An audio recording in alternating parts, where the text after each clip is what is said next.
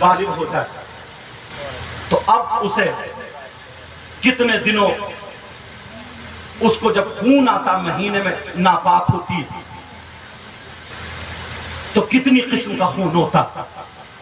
اگر حیض آئے گا, حیض بولتے کس کو, کم سے کم کی مدت اس کی 3 دن کی, زیادہ سے زیادہ 10 دن کی. یہ کون بتائے گا اس کو پاک رہنے کا طریقہ؟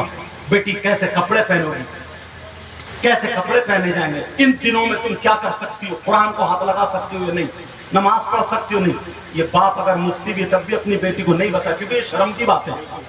لیکن ایک عالمہ بتائے گی, عالمہ بتائے گی. بہت سارے مسئلے ایسے ہمارے ذہن میں ہم جلسوں میں بتا نہیں پاتے, بول نہیں پاتے, کیونکہ شرم کی باتیں بول نہیں پاتے, لیکن یہ عالمہ بتائے گی. اب وہ عالمہ سے جو ہمارے گھر کی ماں بہن سیکھ جائے گی, وہ اپنی بیٹیوں کو بتائے گی. یہ ماں کی ذمہ داری. 15 سال کی ہو گئی, 18 سال کی, ان کی چٹیاں بنانا سیکھ گئی, میک اپ کرنا سکھا دیا, لالی لگانا سکھا دیا, مگر پاک رہنا نہیں سکھایا. پاکی میں کتنے دن نماز پڑھ سکتی اور ناپاکی میں کتنے دن نہیں پڑھ سکتی, یہ نہیں بتایا. 3 دن سے اگر کم آئے تو نماز پڑھے گی نہیں پڑھے گی, 10 دن سے زیادہ اگر خون آئے تو نماز پڑھے گی, یہ نہیں بتایا. بس لالی میک اپ یہ کون بتائے گا؟ یہ جو اب مدرسے کھل رہے ہیں اور یہ جتنے مسجدوں میں پڑھاتے ہیں, مدرسوں میں پڑھاتے ہیں, یہ کپڑے کی دکان نہیں کھولیں, یہ وہ دکان کھولیں دینی اور اسلامی فیکٹری, اسلامی جہاں سے حافظ قرآن بنتے تھے. اور اس مدرسے سے مجھے پتہ چلا ایک بچہ حافظ قرآن ہوا, حافظ قرآن, ایک بچہ حافظ قرآن ہوا. الحمدللہ یہ تمہارے لیے ایک پروڈکٹ ہو گیا, تمہارے لیے ایک درخت ہو گیا, تمہارے لیے یہ ایک بینک میں کھاتا کھل گیا. اب جہاں جہاں یہ قرآن سنانے جائے گا, جہاں جہاں یہ پڑھنے جائے گا, اسے ثواب ملے گا. تو جس نے اس مدرسے کو دیکھا ہوگا, جس نے اس مدرسے میں مدد کی ہوگی, جس نے اس مدرسے میں کام کیا ہوگا, اس بچے کو جس نے پڑھایا ہوگا, پڑھوایا ہوگا, ان سب کو ثواب ملے گا. جس نے کھانا کھلایا ہوگا سب کو ثواب ملے گا.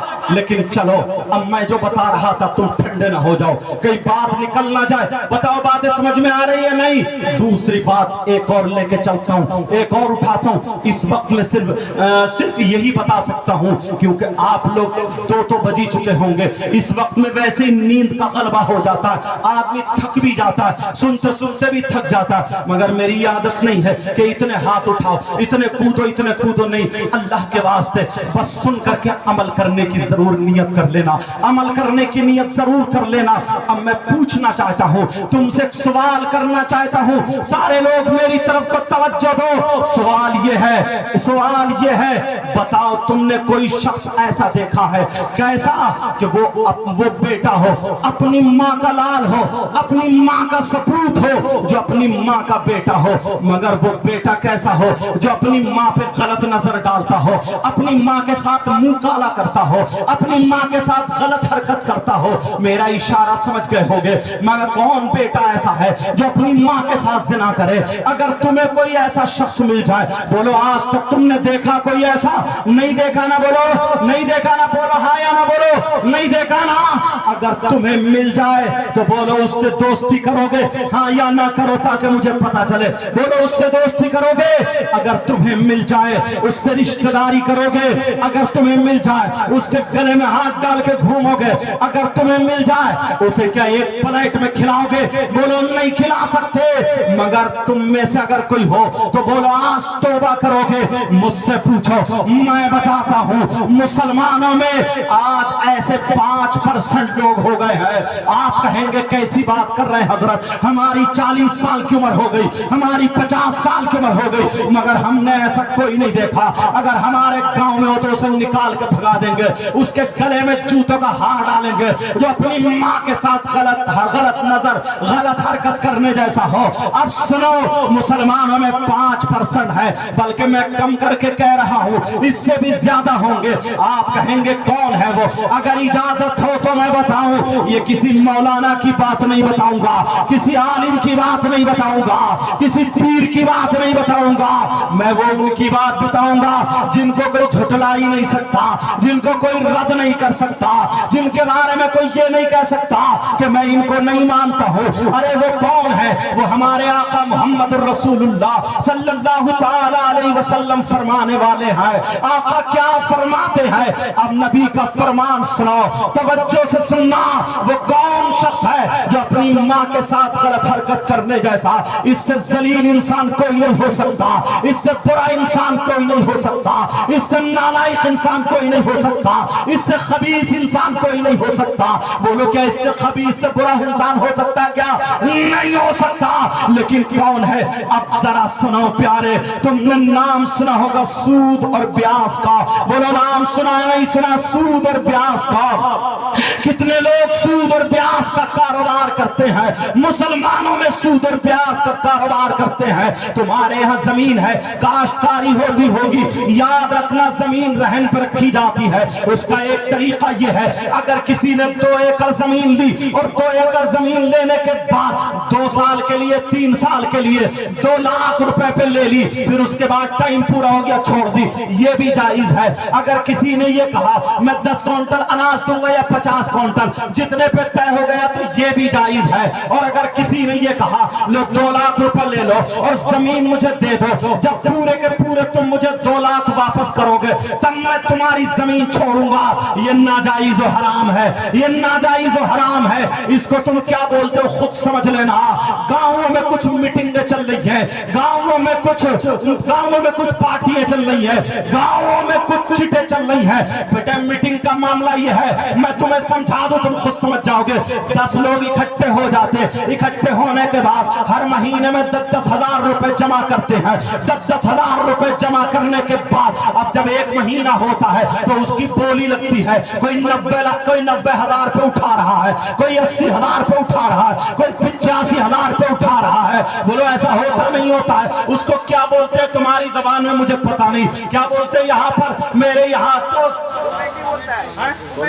کمیٹی، ہاں میرے یہاں تو اس کو میٹنگ یا کمیٹی کہہ لو، چلو کمیٹی بولتے ہیں۔ اگر کسی نے کم و بیش کے ساتھ کی ہے تو یہ بھی ناجائز و حرام ہے، ایسا لقمہ کھلانا بچوں کو حرام ہے۔ تم جو 20 ہزار بچے یا 10 ہزار بچے پھر وہ 10 بانٹ لیتے ہیں۔ ہاں اگر تم نے 20 لوگوں کی یا 10 لوگوں کی کمیٹی بنائی اور کمیٹی بنانے کے بعد 10 ہزار جمع کیے، 10 لوگوں کے 1 لاکھ ہو گئے، اب پورے کے پورے 1 لاکھ اس مہینے انہوں نے اٹھا لیے، اگلے مہینے انہوں نے اٹھا لیے، اگلے مہینے انہوں نے اٹھا لیے، 1 لاکھ روپے پورے کے پورے، 1 روپیہ نہ کم نہ زیادہ۔ یہ جائز ہے، یہ جائز ہے، یہ جائز ہے، لیکن کم میں اٹھانا یہ ناجائز و حرام ہے، سمجھ رہے؟ اور اگر ایک ہی مہینے میں انہیں بھی ضرورت ہے اور انہیں بھی اور انہیں بھی، اب تینوں میں سے ایک ہی اٹھا سکتا، کیا کرے؟ تو کم و بیش کے ساتھ نہیں اٹھا سکتے۔